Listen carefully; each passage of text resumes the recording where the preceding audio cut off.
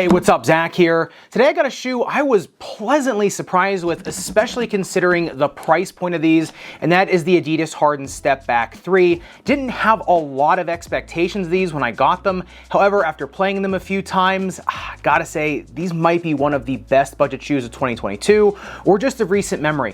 Here we go.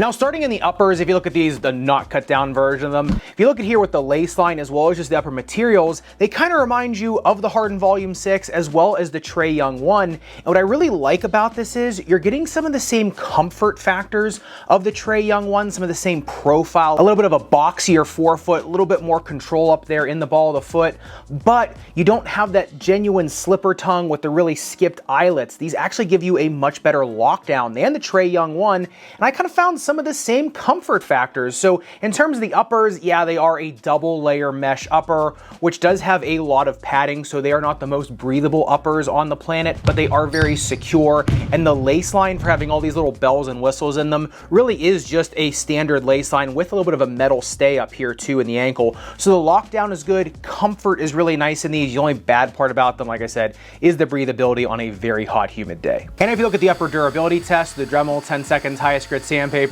not a lot of surprise with a total mesh upper with no drag guard. Dremel just kind of bites right through that fabric. The one saving grace of that though is these are a lot like a tennis court shoe where the outsole rides all the way up here on the toe cap. So for a lot of dragging, if you can see where I kind of drag my toes here, you don't even get to that upper layer. So even for a budget shoe, they're putting the outsole over the toe cap, which gives you a lot better drag guard than say something like a little poly material. So if you are an extreme toe dragger, you're gonna rip right through these on an outdoor court. However, if you just do a moderate amount of dragging, that outsole is going to protect you just as much as any other toe cap guard would. And moving into the midsole teardown, this is a really performance first midsole, which I love from a more budget model shoe. Now this is an entire bed of bounce foam, which for me, especially on a more forgiving court like an indoor hardwood court, I really think does give you max performance. You also have a ridiculously long shank going all the way from the mid part of the rear foot all the way to the junction of the mid and forefoot. Now it is a little bit more flexible, however, it is so long you get a ton of that diving board, that cantilever effect from it. If you look at the jump height test, 37.5 centimeters, which is right up there with a lot of other flagship shoes I have tried this year. And I just found with these, they have a really bouncy and responsive midsole with the bounce foam as well as a really long shank.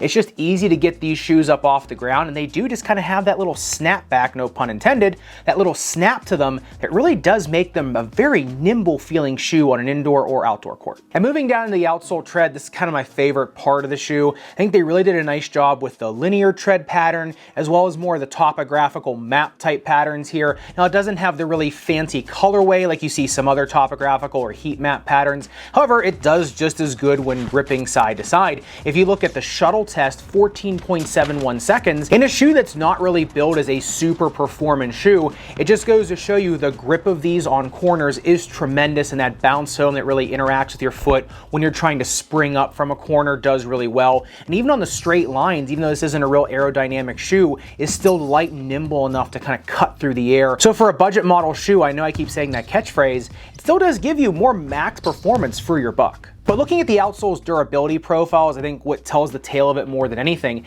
If you look at a durometer test or measure of its hardness, the black rubber here, as you can see in the spots where you'd really make hard cuts, pivots, and turns, you'd get a lot of friction. That rubber comes in at 16 on the durometer, whereas on this white rubber, it's a little bit softer, it comes in at 13.1. However, if you look at the outsole durability test, the Dremel 10 seconds highest grit sandpaper, on that white rubber, really almost a millimeter of damage. I'll round up to a millimeter, but still pretty good. And on the black rubber, barely a scuff on that. So even though the softer rubber, quote unquote, is on here kind of majority of the shoe, it is still very durable and will give you more of that soft tacky feel, whereas this hard rubber in the middle here and this radial pattern here into your big toe joint and laterally on the shoe is also going to give you a lot of kind of chunky grip in the court, but also a lot of hardness. So even on an outdoor court, these are going to perform really well, and on an indoor court, the rubber is still soft enough in a lot of places to kind of really interact with that more organic organic surface. But my personal favorite part of the Harden Stepback 3 is its fit, because I am a little bit of a wide footer.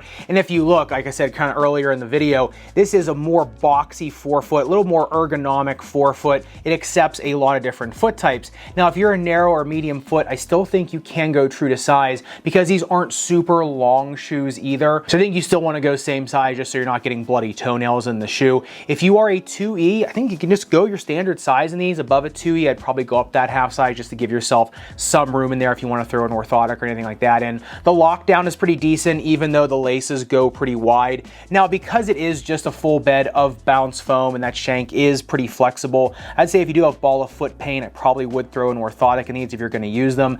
And someone with heel pain, because that shank goes pretty far back, like I said, again, probably would throw an orthotic in these if you want to make them a more comfortable shoe. And piggybacking off that fit profile, I think the best players for these kind of real shifty guards, people that really like to take aggressive footwork. These do kind of put you pretty low to the ground in the forefoot, give you a nice wide base, allow your foot to kind of splay out there on the ground. I think if you're playing outdoor or indoors, if you're someone that likes to make a lot of ankle breaker moves, or just kind of like to use your own foot muscles to kind of do the work, these shoes will give you a stable enough base and enough grip on the court to really make your footwork count. I think definitely in the paint, if you're really trying to make use of a small area, these shoes will give you max traction and kind of max stability for a little bit more of kind of like a lower profile type shoe. So if you're someone like that, I think that's great. If you are a bigger player, kind of a little bit more hefty, more weight, you better throw an orthotic in these, just because I don't think you're going to get that longevity out of the midsole like you would with some other flagships that have a little bit more resilient midsole materials in there. However, if you're someone that wants to make use of a lot of lateral movement in the shoe, kind of a shoe that's going to get out of your way and give you a little bit of assistance there, especially if you're kind of in awkward positions or off balance,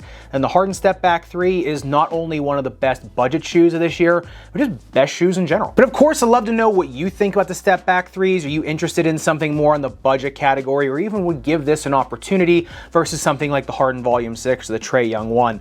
Let me know in the comments down below. And if you want to see a deep dive into this one's older sibling, the Harden Volume 6, make sure you click into this video up above and subscribe down below. Respect your rubber and foam. I'll see you in the next video.